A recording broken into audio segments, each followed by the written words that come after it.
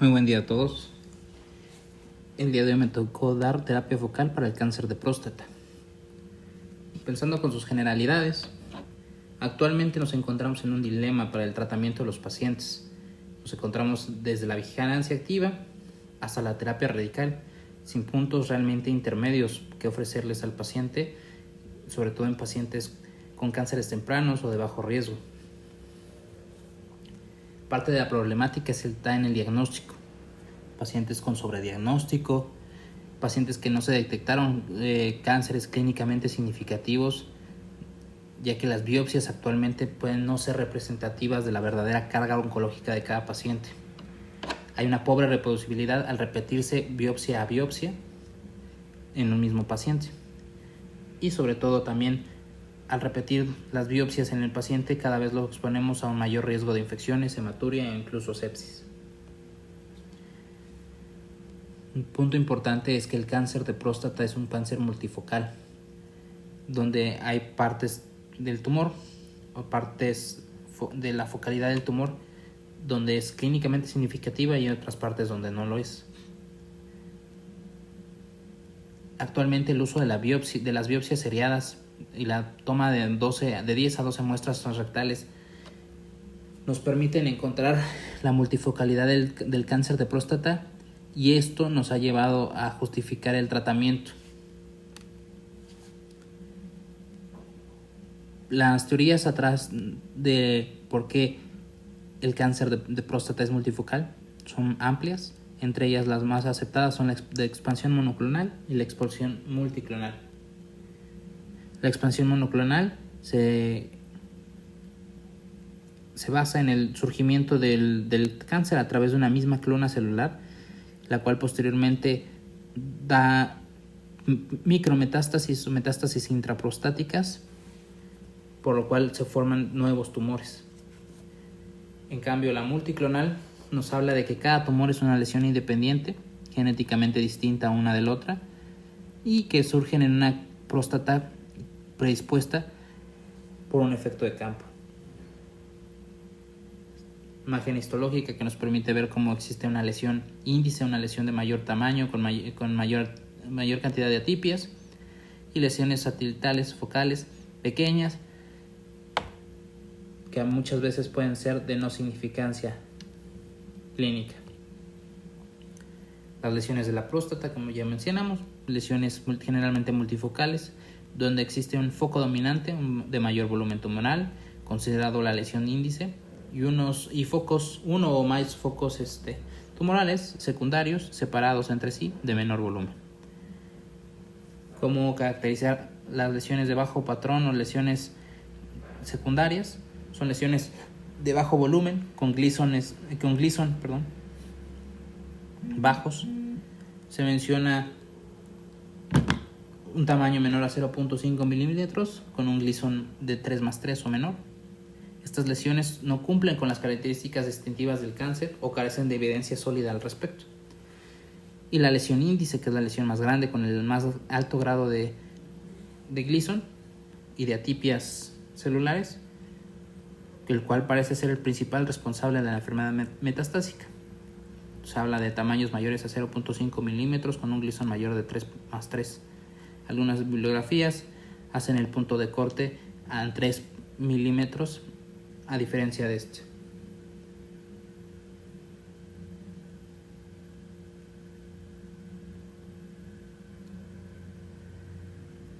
No ahondaré mucho en este caso de las particulares de cada célula tumoral. Simplemente es para ejemplificar cómo, para tener mayor capacidad metastásica o mayor capacidad de invasión local, cada célula tumoral presentará mayor expresión de ciertos factores de crecimiento o ciertos factores de invasión. Por eso es importante clasificar bien la lesión y si es candidata o no a tratamiento. Para identificar las poblaciones de pacientes donde es viable ofrecer la terapia focal, habrá que ver qué se le ocupa para poder es diagnosticar al paciente y de la misma manera que ocupamos para poder ofrecer el tratamiento. En cuanto a la terapia focal, requiere de la localización precisa de la enfermedad para impulsar la ablación. Con la localización de la enfermedad se requiere histología e imagen. Al combinar ambas, podemos ofrecer al paciente una terapia realmente focal. Por lo tanto, tanto la imagen como la biopsia serán parte de la terapia focal. Entre los sistemas de biopsia que tenemos actualmente disponibles, la biopsia guiada por ultrasonido,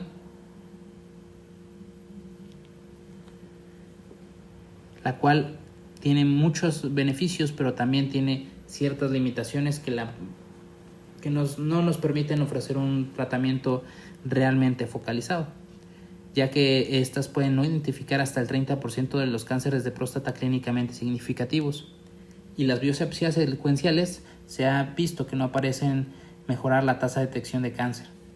Su repetición debido a resultados negativos coloca a los hombres en un mayor riesgo de sepsis, y al ser de naturaleza aleatoria, dependientes de quien las haga, no puede localizar con precisión las áreas individuales de la enfermedad. También se ha observado el alto índice de error al interpretar el volumen del tumor o el verdadero puntaje de Gleason. Esta imagen nos ayuda a entender un poco o comprender un poquito más el por qué este tipo de biopsia puede cometer tantos errores, es decir, sobreestimar o no localizar cánceres clínicamente significativos. En el paciente B vemos que se toman las muestras, se alcanzan a tomar muestras de 2 puntos pequeños, dos puntos tumorales muy probablemente no clínicamente significativos, pero que se estimarán como puntos de cáncer de próstata positivos, por lo cual muy probablemente a ese paciente se le inicie tratamiento cuando no lo amerita. En cambio, en el paciente D, una lesión muy probablemente clínicamente significativa no es vista o no es observada con este tipo de biopsia porque no se le toma muestra.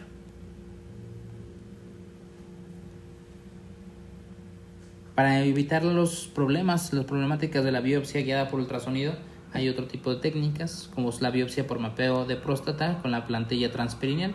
En este se utiliza la misma plantilla que se utiliza para la braquiterapia, la plantilla que nos permite tomar biopsias por cuadrantes con una separación de 5 milímetros entre cada punto, de manera sistemática, permitiendo que la toma de biopsia sea más específica y con mayor certeza. También permite tomar biopsia de áreas que normalmente no se pueden tomar mediante el uso de la biopsia guiada por ultrasonido, como son el ápice, el asta anterior de la zona periférica y la zona de transición. En esta imagen vemos cómo se utiliza la plantilla combinada con las pistolas para la toma de biopsia. Técnica más complicada, con mayor uso de recursos, mayor tiempo de toma de biopsia, por lo cual también tiene sus limitaciones. Pasando a la parte de la imagen del ultrasonido, vemos que el ultrasonido ya conocemos todos sus ventajas, pero específicamente hablando de la terapia focal, es un tipo de estudio de imagen que nos permitirá muchas veces poder localizar las áreas de mayor interés para la toma de la biopsia y el tratamiento focal. A grandes rasgos, los tipos de ultrasonido que ya conocemos: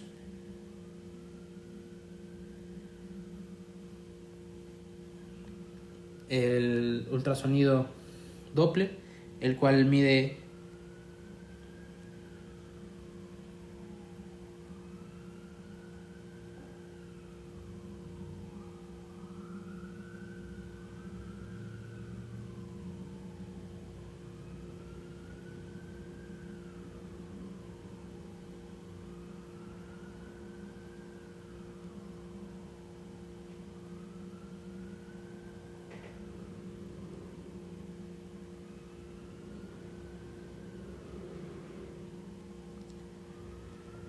el tocino Doppler, el cual mide la velocidad y la dirección del flujo sanguíneo, permitiéndonos buscar áreas de mayor vascularidad.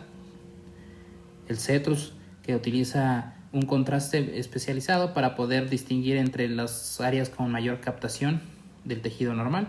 La elastografía, que el software de este tipo de ultrasonido nos permite encontrar zonas de mayor rigidez y compararlas con el tejido normal circundante.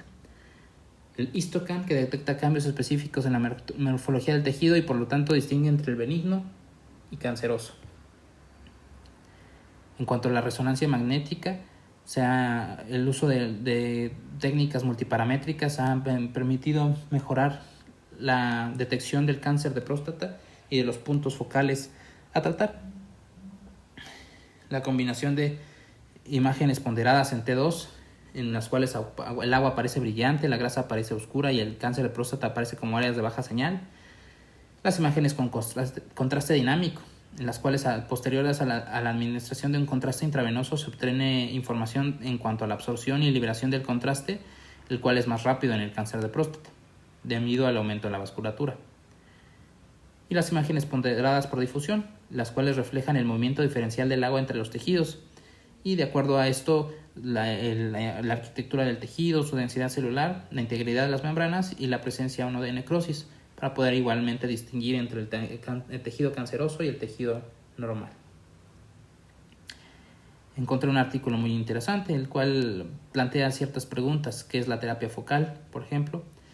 El artículo menciona que esto es un tratamiento enfocado en disminuir las complicaciones del tratamiento, en este caso el tratamiento radical.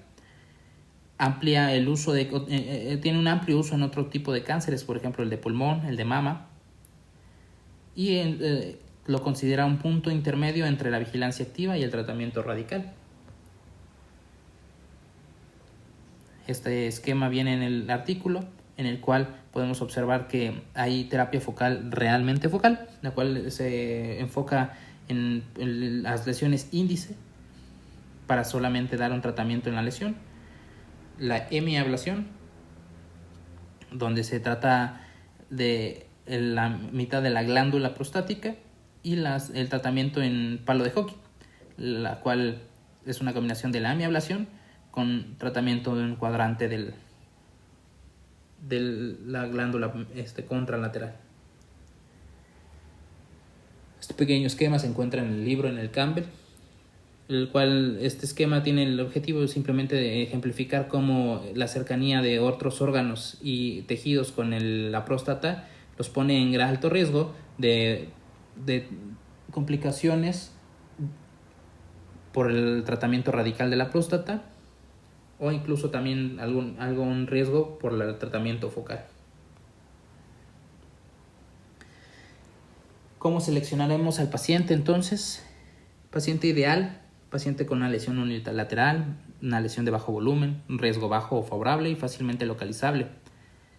Lesiones dominantes, que ya sabemos que son las lesiones de mayores de 0.5 centímetros, con un Gleason de 3+3. Estas lesiones dominantes son el 90% del origen metastásico y muchas veces son el 80% del volumen tumoral, por lo cual son las lesiones a tratar, descartando así el tratamiento de las lesiones secundarias, que están presentes hasta en el 80% de los pacientes y no tienen ninguna significancia clínica hasta el momento. ¿Qué criterios utilizaremos? Criterios que vienen en algunos artículos un poco más estrictos son criterios en pacientes que tengan un antígeno prostático medio de menor a 15 nanogramos, un Gleason de 3+3 o 3+4 en la biopsia, un estadio clínico T1C, un estadio clínico T2A, con una expectativa de vida mayor a 10 años para poderles ofrecer realmente un beneficio oncológico y funcional. Criterios un poquito más ampliados vienen en algún otro artículo. Se habla de un antígeno prostático menor de 20 nanogramos, con un Gleason de 4+3 o incluso un Gleason 4+4 con un estadio clínico T2C. Hablando ya entonces de las tecnologías ablativas, las tecnologías para poder ofrecer terapia focal, encontramos el HIFU y la criocirugía, que se ajustan justamente estrechamente a los atributos deseados en este tipo de terapia focal. ¿Por qué? Porque permiten la viabilidad de la ablación focal de la lesión, con tasas bajas de efectos secundarios, con buenas tasas de preservación genitourinaria y un buen control temprano del cáncer. En cuanto a la crioterapia, la citólisis directa a través del hielo la formación de hielo extracelular e intracelular, deshidratación intracelular y cambios de pH, necrosis isquémica por lesión vascular y la crioactivación de respuesta inmunitaria antitumoral, la inducción de apoptosis, el daño endotelial y la lesión que ocurre posterior al recalentamiento del tejido. En esta imagen podemos ver un pedazo de carne, el cual fue sometido a crioterapia, a este tipo de terapia, y vemos cómo se forman esas áreas de necrosis, esas áreas de muerte celular. En cuanto a la crioterapia focal, sus eficacia y sus resultados son variables. Algunos estudios han demostrado que la biopsia posterior al tratamiento demuestra una recurrencia en el campo, en el área tratada, del 2 hasta el 25%, con tasas de disfunción eréctil que van desde el 0% hasta el 31%, tasas de retención urinaria del 1 al 17%, con un mejor beneficio en cuanto a la incontinencia urinaria, ya que presentan tasas menores al 5%. Esquema de cómo se introducen las ondas para la administración del gas de crioterapia y el efecto que menciona el libro como en globo de nieve para el área a tratar. En cuanto al ultrasonido enfocado de alta intensidad, HIFU, muchos sabemos qué es el ultrasonido, son vibraciones mecánicas por encima del umbral de audición humana, mayor a los 16 kHz. Esto a través de un efecto piezoeléctrico. Hablando específicamente del ultrasonido terapéutico, la ecografía terapéutica la podemos dividir en baja intensidad y alta intensidad. La baja intensidad puede estimular respuestas fisiológicas normales a la lesión y acelerar otros procesos, y la de alta intensidad, mayor a 5 watts, que es la que nos interesará más en este caso, porque puede destruir selectivamente el tejido si se administra de manera enfocada. Una imagen que nos permite visualizar más o menos cómo es el equipo para este tipo de tratamiento, equipo grande, un equipo especializado, en el cual se meterá este tipo de sondaje a través del recto transrectal para poder administrar o para poder focalizar las ondas de ultrasonido. En cuanto al HIFU, utiliza ultrasonido focal administrado por vía transrectal para inducir necrosis coagulativa. Está limitado a una profundidad de tejido de 4 centímetros, ya que la tecnología actual es lo que permite enfocar. Esto con la limitación entonces de lesiones con mayor anterioridad, o sea, más anteriores al recto, las cuales no podrán ser tratadas con este tipo de tratamiento. Yamir y colaboradores trataron a 625 pacientes. De estos descubrieron que 19% requirió al menos 2 retratamientos posteriores al tratamiento inicial con HIFU, y a 35% de estos pacientes le hicieron una nueva biopsia posterior al tratamiento, de los cuales presentaron una tasa de recurrencia de hasta el 14%, una tasa de supervivencia del 88% a los 5 años de seguimiento y una tasa de supervivencia libre de metástasis del 95% a los 5 años. Por lo cual concluyeron que es una opción atractiva entre aquellos pacientes de bajo riesgo y que desean un tratamiento, pero no una terapia definitiva para toda la glándula y las complicaciones que pueden venir de la misma. Al dar el tratamiento enfocado, vemos que el punto de focal, el punto donde se administran las ondas, es un punto tan pequeño como un grano de arroz. Por lo mismo también será complicado dar el tratamiento a tumores de mayor tamaño, mayor volumen.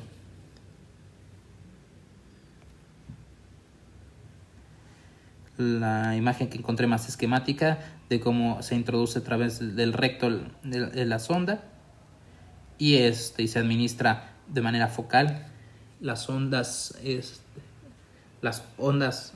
de ultrasonido al tumor para poder dar el tratamiento y provocar necrosis coagulativa. En cuanto a la ablación láser focal, Otro tipo de tratamiento focal del cáncer de próstata consiste en administrar energía a la lesión creando necrosis térmica a través de una fibra óptica.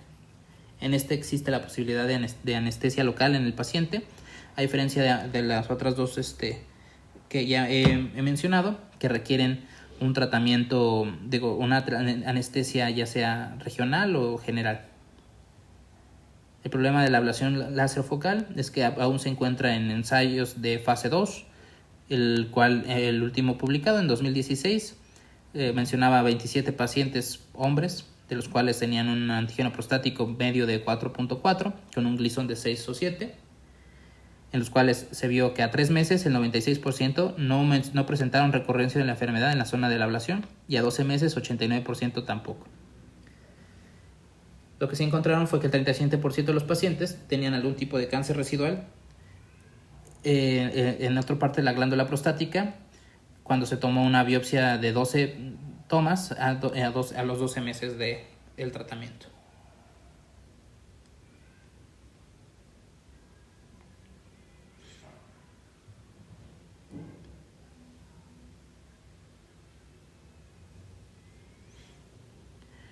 Los eventos adversos más comunes fueron hematuria, el 15%, y retención urinaria en un 8%. En esta imagen podemos visualizar cómo el láser administra calor local, por lo cual hay necrosis coagulativa de la lesión. Otro tipo de técnica es la electroporación irreversible, la cual consiste en ráfagas de corriente eléctrica de alto voltaje administradas con 2 electrodos transperineales. Esto lleva a la formación de poros en las paredes celulares y con ello la muerte celular. Van de Bos y colaboradores estudiaron este tipo de técnica, encontrando que el 16% de los pacientes presentó recurrencia en el campo durante el tratamiento y 24% de los pacientes presentaron persistencia en cualquier parte de la próstata. No se reportaron eventos adversos de alto grado, y en cuanto a la medición de la calidad de vida física, mental, intestinal y urinaria de los pacientes, permanecieron sin cambio a los 6 meses después de la operación, por lo cual aparentemente podría ser una terapia con buenos índices de complicaciones, es decir, con bajos índices de complicaciones. Esta técnica utiliza estas dos sondas, las cuales se introducen para delimitar el área a tratar. Se pasa una corriente eléctrica a través de ellas, la cual forma los poros que ya he mencionado para provocar muerte celular. En cuanto a la terapia fotodinámica, es otro tipo de técnica, la cual consiste en la administración de un fármaco fotosensible de manera sistémica, y este fármaco se activa al ser estimulado por una luz especial. Se introduce una fibra óptica para poder estimular el fármaco directamente en la próstata. Al ser estimulado el fármaco, al ser activado, se generan radicales libres de superóxido de hidroxilo, los cuales llevan a muerte celular por trombosis vascular y necrosis coagulativa. Gill y colaboradores estudiaron este tipo de técnica, encontrando que el 50% de los pacientes presentaban cáncer en cualquier parte de la próstata posterior al tratamiento, y hasta un 25% presentaron cáncer o una recurrencia dentro del campo tratado.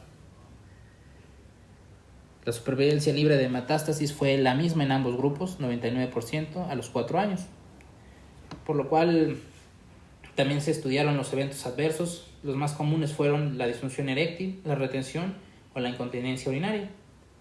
Y la mayoría de los pacientes que se estudiaron en este caso eran pacientes de bajo riesgo, por lo que los autores ponen en duda el beneficio del tratamiento contra los eventos adversos que se presentaron. Pequeño esquema de cómo la luz activa el fármaco fotosensible con la liberación de radicales libres de oxígeno y la destrucción tumoral.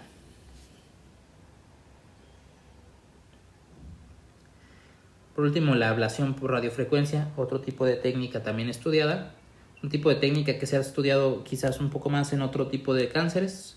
Yo la encontré, por ejemplo, en el cáncer hepático, en los tumores hepáticos. En este caso, el efecto de este tipo de terapia es alcanzado a través del uso de radiofrecuencia para producir calor. Entonces produce una necrosis térmica, una necrosis coagulativa. Esto por el efecto de la agitación iónica y fricción molecular que produce calor. Con esto, desnaturalización de las proteínas y desintegración de la membrana celular. Esta imagen me pareció bastante interesante, ya que es como varias de las técnicas de las que he hablado se han utilizado ya en otro tipo de cánceres, por ejemplo en el cáncer hepático, en los tumores hepáticos, y en algunos tipos de estos cánceres hay mucho más experiencia y apenas se está llegando al uso de este tipo de técnicas en la próstata. Menciona el libro La terapia de salvación después de la radiorecurrencia, ya que es un tipo de... Es una población de pacientes en los cuales podríamos utilizar la terapia focal, ya que actualmente el ofrecerles una terapia radical a estos pacientes pues puede ser un poco complicado, ya que son pacientes que después de la radioterapia presentan tejidos friables, tejidos escleróticos, tejidos muy pegados, que hacen técnicamente muy complicada la cirugía, y después podrán presentar en mayor cantidad las complicaciones derivadas de la cirugía, ya que la cicatrización ya se ve comprometida en estos pacientes. Hay mayor riesgo de formación de fístulas. Entonces, el poder ofrecerle a estos pacientes la terapia focal podría ser un parteaguas para evitar todas estas complicaciones, aunque aún esto es bastante difícil de vislumbrar si tendrá o no de verdad una eficacia, ya que no hay datos certeros en el momento. Se habla que aproximadamente 1 de cada 4 pacientes experimentará una falla bioquímica tras la radioterapia. De estos pacientes, entre 50 y 75% presentarán recurrencia localizada. Los criterios del antígeno prostático para el fracaso tienen una sensibilidad del 60 al 70%, de sensibilidad del 60 y una especificidad del 70%. Actualmente la biopsia esta es la única forma que tenemos de confirmar la recaída local tras el uso de la radioterapia, y existe riesgo de resultados falsos positivos, ya que después de la radioterapia la misma glándula en las áreas benignas, en áreas normales, presenta una atipia por la radiación, lo cual puede ser bastante difícil de diferenciar de los cambios por malignidad. Se menciona que quizás el apoyo de algún patólogo versado que ya haya visto ese tipo de cambios puede hacer la diferencia para poder distinguir de los cambios por atipia y los cambios de verdadera malignidad. Entonces, pues la terapia de rescate que tenemos actualmente es la terapia de cirugía radical, la prostatectomía radical o cistoprostatectomía, dependiendo del paciente, la cual puede ser potencialmente curativa, pero conlleva un alto riesgo de efectos secundarios, como ya había mencionado, entre ellos lesiones rectales que pueden presentarse desde el 5 al 10% y que requieren cirugía reconstructiva abierta mayor, incontinencia que requiere el uso de almohadillas mayores al 50% y una mala calidad de vida. Por fin, estas tablas las saqué de un artículo para poder ver cómo realmente la cantidad de estudios que se han hecho hasta el momento es pequeña, la cantidad de estudios con cada tipo de terapia, y las poblaciones que han abarcado estos estudios son poblaciones muy pequeñas. Esta tabla habla específicamente de las complicaciones con el tipo de terapia focal. Como podemos ver, casi todas las terapias focales presentan tasas de complicaciones muy bajas, sobre todo en continencia. La continencia de los pacientes permanece bastante respetada en la mayoría de los casos. La disfunción eréctil también es una complicación que no se ve en la mayoría de los casos, aunque hay series que pueden tener complicaciones tan altas, tasas de disfunción eréctil tan altas como el 38%. Las fístulas casi fueron nulas en la mayoría de los casos. Y uno de los más frecuentes fue la retención urinaria, las infecciones de vías urinarias y la hematuria, los cuales pues son realmente complicaciones tratables en el paciente y que podrían no ser tan significativas. En cuanto a los resultados oncológicos, la mayoría de los casos se presentó una buena tasa de éxito en los pacientes, aunque las tasas de recurrencia podían ser tan altas como el 33, 38 hasta el 50% en algunos de los casos de los estudiados, por lo cual todavía falta mucha información para saber o para poder dar indicaciones o recomendaciones específicas o totales de cada tipo de terapia.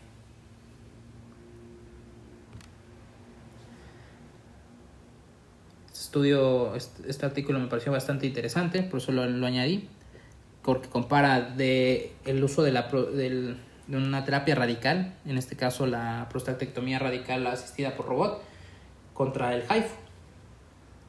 Es un análisis pareado en el cual se comparó la hemiablación por HIFU con la prostatectomía asistida por robot, viendo que los resultados fueron bastante comparables en cuanto al paciente con cáncer localizado y unilateral, sin diferencias significativas en la necesidad de terapias de rescate en ambos casos. Únicamente se observó que en el caso de la hemiablación el riesgo de requerir tratamiento contralateral fue del 13%. 7 de los 55 pacientes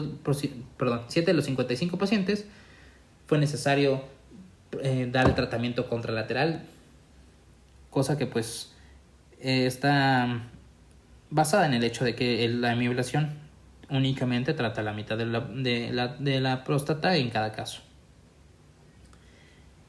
El HIFU se asoció con mejor continencia urinaria y potencia eréctil comparado con el tratamiento radical, y obviamente los autores mencionan que los pacientes debieron de ser bien seleccionados, es decir, pacientes que cumplieran bien los criterios de unilateralidad y cáncer localizado, y que aún se requieren estudios con poblaciones mayores y mayor tiempo de seguimiento para poder verificar estos datos. La tabla del pareamiento de los pacientes, para que los pacientes que se trataran fueron pacientes similares, lo que permitiera sacar conclusiones significativas. Entre las cosas que se vieron en cuanto a los pacientes y sus beneficios fue justamente en la HIFU, los días de estancia hospitalaria fueron menores, las complicaciones en cuanto a la continencia urinaria fueron mucho menores, los pacientes se mantuvieron continentes en mayor grado en HIFU que contra el tratamiento radical. Y la disfunción eréctil también se vio en menor cantidad en los pacientes tratados con HIFU. En cuanto al uso o el requerimiento de tratamiento de terapias de rescate, fue bastante semejante entre ambos casos en cuanto a la terapia focal y el tratamiento radical. Por último, en cuanto a las conclusiones, estas conclusiones me apoyé de este artículo. El artículo mencionan que la terapia focal es potencialmente reduce la toxicidad del manejo de la glándula en su totalidad, manteniendo un buen control oncológico. Aún se requiere predefinir puntos relevantes como la toxicidad y supervivencia específica de la enfermedad y el seguimiento óptimo. Datos actuales favorecen al seguimiento activo en pacientes con bajo riesgo, ya que a estos pacientes ofrecerles la terapia focal es poco probable que les aporte mayor beneficio, ya que a menor de 10 años del diagnóstico. ya que en este tipo de poblaciones, y como ya lo sabemos, el riesgo de complicaciones a 10 años es muy bajo. Se deben asesorar y advertir al paciente que no hay datos comparativos a largo plazo, tanto de resultados funcionales como resultados oncológicos para la terapia focal. Es decir, darle a entender al paciente que en estos momentos la terapia todavía carece de recomendaciones totales o recomendaciones basadas en datos certeros. En cuanto a la toxicidad, se observó grados de toxicidad que iban desde lo mínimo, desde 1 hasta el 3, lo cual le ocurre incluso hasta en un 28% de los casos. Entonces, pues también ver que no son terapias que no provoquen complicaciones o toxicidad. Son terapias que sí están asociadas a complicaciones, por lo cual también habrá que tener sus cuidados y a qué pacientes se les ofrece. Otro punto importante es que hay un riesgo de un segundo tratamiento posterior a al tratamiento con estas terapias focales, por los cuales también puede aumentar la toxicidad o las complicaciones asociadas al tratamiento. Entonces, tiene que estar consciente el paciente que muy probablemente requiera un segundo tratamiento posterior a la terapia focal. Hasta el momento no se ha aclarado también una estrategia de seguimiento clara en estos pacientes. No sabemos exactamente cómo darle seguimiento, no hay, y independientemente del grupo de riesgo en el que esté en el paciente. Por lo cual, las conclusiones al final son que si se llega a demostrar un beneficio a largo plazo, tanto funcional como oncológico, la terapia focal representará un progreso significativo en el tratamiento del cáncer de próstata. Pero pues eso será algo que se tendrá que ver posteriormente y con mayor cantidad de estudios y mayores datos. Sin embargo, hasta ahora pues se debe considerar una modalidad por el tanto que solo está en investigación. Una modalidad que podrá llegar a tener grandes beneficios, pero no, por el momento se tendrá que seguir investigando antes de ofrecerse de manera amplia a los pacientes. Cuanto a mis conclusiones personales, la terapia focal es un tratamiento emergente que requiere mayor refinamiento e investigación. Aún falta mucha información de los resultados oncológicos a largo plazo. Se trata de un tratamiento costoso, actualmente fuera del alcance de la gran mayoría de los pacientes. Varias modalidades de este tratamiento aún se encuentran en fase de investigación y los resultados hasta el momento son prometedores, pero no se encuentran lejos de ser una terapia de primera línea o una terapia que podamos ofrecerle de manera recurrente a los pacientes.